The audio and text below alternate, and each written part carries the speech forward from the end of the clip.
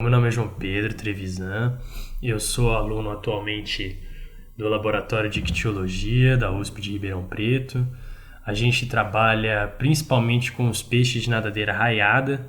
Eles são os peixes que geralmente a gente compra no mercado, mas sem incluir ali os tubarões e as raias, né? A gente trabalha com esse outro grupo de peixes. E por trabalhar com peixes, né, eu me deparei com esse conceito novo aqui que eu vou apresentar para vocês.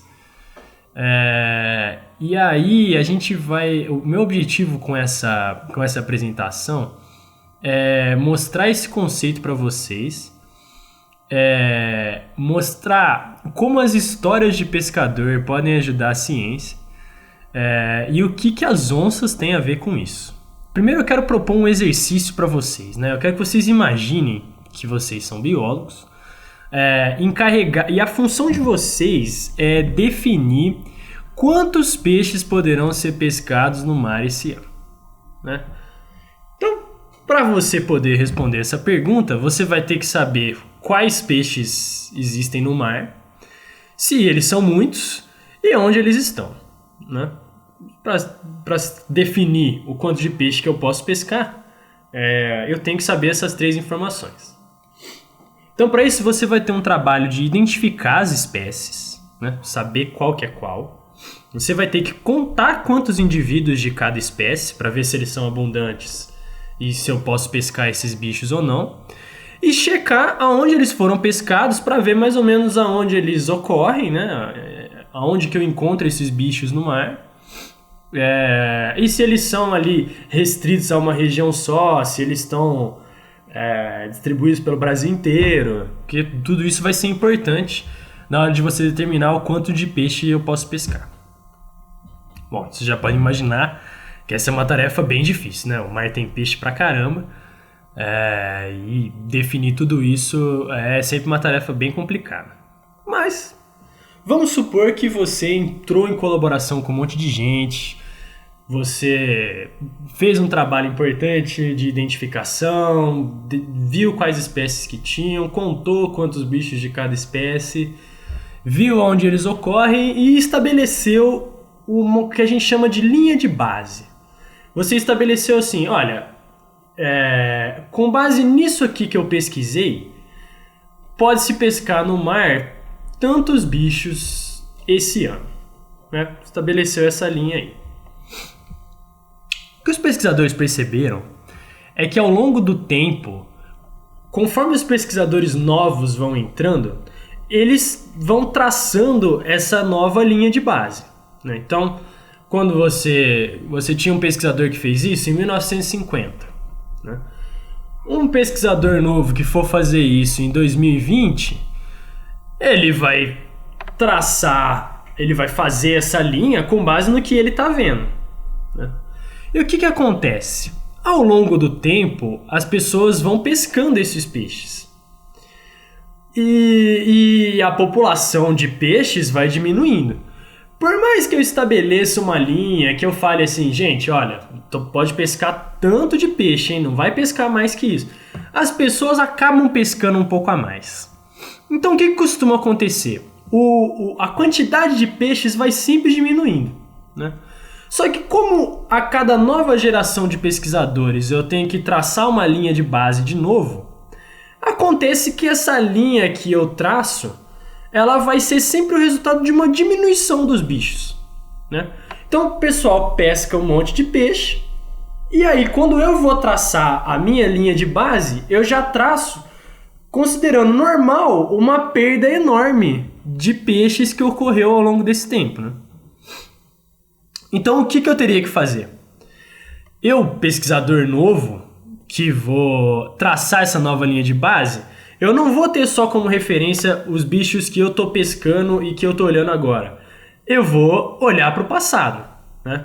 Vou fazer a pergunta, será que sempre foi assim? Será que essa linha que eu tracei, ela é sempre assim? Ou será que ao longo do tempo a gente acabou pescando mais do que devia? Então a gente vai olhar para os dados do passado, né? E o que a gente percebe quando olha esses dados? Que eles não existem. Quando a gente olha ali 1800, 1900, até ali 1950, ninguém fazia esse tipo de estudo. E vocês podem imaginar por quê, né? Olha o tanto que é difícil você identificar quais espécies que tem, contar quantos bichos tem de cada espécie, anotar aonde eles ocorrem. Isso é um trabalho monumental que ninguém fazia, porque exige colaboração, exige um monte de coisa, né? E aí o que a gente vai fazer, né? Agora eu estabeleci uma linha de base e eu não sei com o que eu posso comparar isso. Eu não sei se os peixes que eu falei que podem ser pescados esse ano, se eles realmente representam a diversidade original, ou se na verdade eles são apenas uma parte dessa diversidade original e a grande diversidade foi desaparecendo com o tempo, né? E como que eu vou saber para fazer? Né? Eu preciso de uma nova metodologia, né? Essa forma de estabelecer a linha de base que eu contei para vocês é uma metodologia, né? Como que eu vou fazer para definir quantos peixes podem ser pescados? Eu vou identificar quantas espécies tem, eu vou contar quantos bichos de cada espécie e vou ver onde eles ocorrem. Só que eu não tenho isso para 1900, né? Imagina, naquela época alguém ia fazer isso, né? Então eu vou ter que pensar outras formas de fazer isso. E uma das formas que os cientistas encontraram é ouvir as histórias das pessoas do passado, né? Então, como que funciona isso, né? Eu vou pegar o caso aqui de um peixe que é muito comum, vocês já devem ter comido em restaurantes, ele tem no supermercado, que é o badejo, é esse peixinho aí que está na foto. Ela é muito utilizada na alimentação. E aí, o que os pesquisadores fizeram? Como não tinha registro para 1950, 1900 de quantos badejos tinham ali, eles resolveram entrevistar os pescadores mais velhos e ouvir as histórias desses pescadores. E os pescadores disseram o quê? Que antigamente os badejos que eles pescavam eram maiores e eram mais fáceis de pescar. Hoje em dia, o pescador tem que ir lá no fundo do mar para poder pescar um badejo que é muito menor do que ele pescava. Por que está acontecendo isso? Porque está todo mundo pescando muito badejo.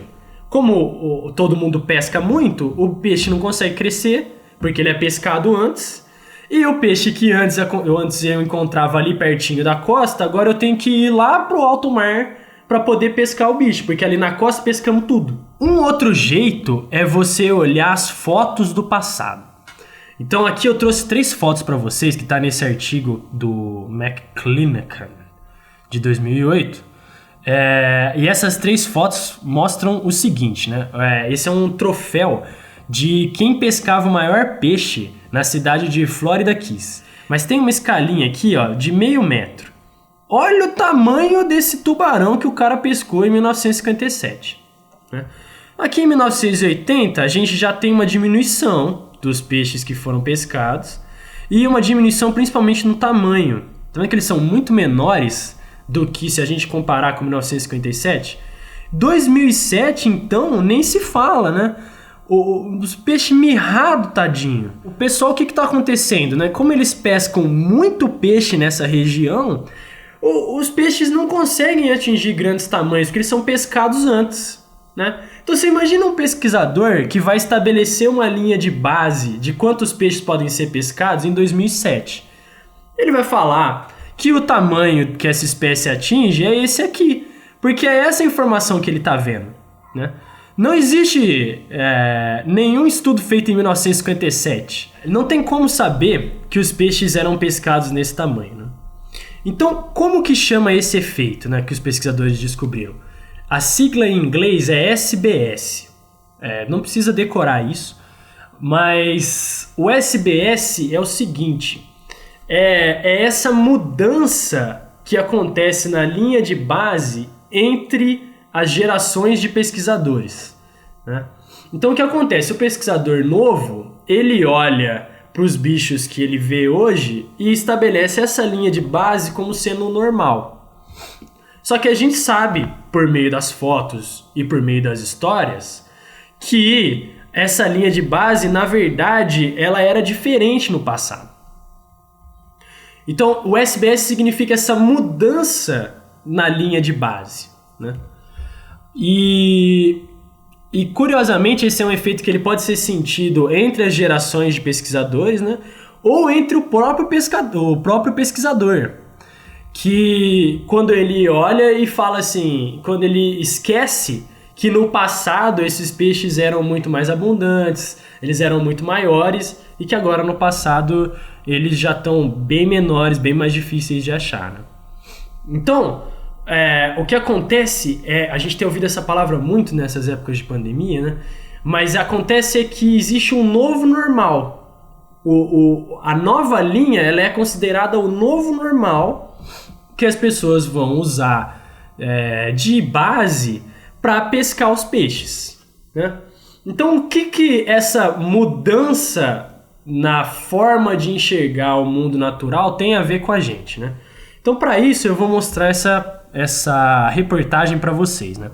Uma onça é capturada em um condomínio aqui em Ribeirão Preto e ela é solta numa reserva ecológica. Essa aí é a onça parda, né? Muita gente chama de puma também, tem muitos nomes populares. E aí eu queria perguntar para vocês, né? O quão normal é encontrar uma onça aqui em Ribeirão Preto, né? Eu não sei para vocês, mas para mim, eu nunca encontrei uma onça aqui em Ribeirão. Para mim, essa notícia parece como que se a onça estivesse invadindo aqui a cidade de Ribeirão Preto, né? Quem chamou essa onça? Mas, curiosamente, eu posso estar sofrendo do mesmo efeito dos pesquisadores. Quando eu olho para minha cidade, eu vejo os bichos que ocupam aqui e eu acho que isso é o normal. Essa é a minha linha de base, né?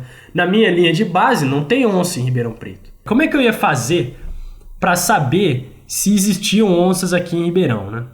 Então aqui é um desenho, uma ilustração de dois naturalistas que vieram aqui para o Brasil com o objetivo de documentar a fauna aqui. Isso lá em 1800, na época do Brasil colônia ainda. E a gente vê nessa foto, não sei aqui se meu mouse vai aparecer, mas a gente vê um monte de tipo de onça, ó, tá vendo? Antes de existir Ribeirão Preto já tinha onça, né? Então, assim, quando a gente vê essa notícia, onça aparece no condomínio em Ribeirão Preto, a verdade a notícia tá invertida, né? Condomínio aparece onde tinha onça. Então, assim, além dos pesquisadores, a gente também sente esse efeito do SBS, né? Dessa mudança de percepção do mundo natural, né? Então, por conta disso, eu vou deixar aqui um exercício para vocês, que é para a gente tentar responder essa pergunta, né? Como que a gente faria para saber se a fauna mudou na nossa cidade ao longo do tempo, né?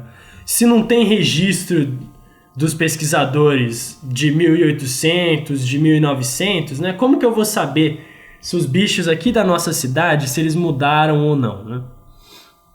Então, eu vou deixar como atividade para vocês o seguinte: pergunta para os seus pais, para os seus avós, quais animais eles costumavam ver quando eles eram crianças. E vê se você já viu esses bichos ou se você conhece. Enfim, pergunta para eles, pede para eles te contarem como era a experiência deles no passado, né? E pergunta se eles têm alguma foto desses animais, né? Vê se você reconhece esses bichos. Porque essa é a metodologia que a gente usa atualmente, né? Perguntar para os mais velhos, olhar fotos antigas, olhar pinturas antigas, para a gente ver como é que era, né? E ter mais ou menos uma ideia de como essa linha de base foi mudando ao longo do tempo, né? Aproveita para tirar fotos desses animais silvestres, né? Que você consegue ver da sua janela, para você ter um registro desses bichos, né? Vai que esses bichos acabam sumindo no futuro, né? Então, é legal que se alguém quiser repovoar a fauna de Ribeirão Preto, né? Pode ser que ele pergunte para você e você tenha a foto do bicho para falar: olha, esse bicho aqui tinha em Ribeirão na época que eu era pequeno. E só para terminar com uma provocaçãozinha, né? Vocês já devem, não sei se vocês acompanharam isso aí, mas como a gente está em quarentena, né, nesse período da pandemia, muita gente está em casa por um tempo prolongado, né? Acontece que os animais, como não tem muita gente transitando, eles voltaram a ocupar o espaço urbano, né? Então aí tem uma foto desses macacos na fiação elétrica, né? E aí eu deixo uma pergunta para vocês que eu mesmo não sei responder, mas que é interessante a gente pensar, né? Será que as pessoas vão mudar a forma de enxergar essa perda da biodiversidade? Principalmente quando eu voltar a ver a biodiversidade, né? Então quando eu olhar um macaco na rua de novo, será que eu vou achar esquisito? Ou será que as pessoas vão olhar e falar assim, poxa, na verdade os macacos é que estavam aqui, a gente que fez a cidade e expulsou eles, né? Então o que eu queria que ficasse de exercício para vocês é conhecer a biodiversidade que tem na nossa cidade, né? Conhecer os bichos, conhecer as plantas, porque não dá pra gente pensar em como conservar essa biodiversidade se a gente não conhecer, né? Eu acho que com essa atividadezinha vai dar para vocês pensarem um pouco sobre isso. E eu suspeito que vai dar para vocês perceberem, né, como a gente vai perdendo a biodiversidade ao longo do tempo. Beleza, gente? Eu acho que era isso, então. Eu queria agradecer a atenção de todo mundo aí. Queria agradecer ao Beto, da Casa da Ciência, por ter me convidado.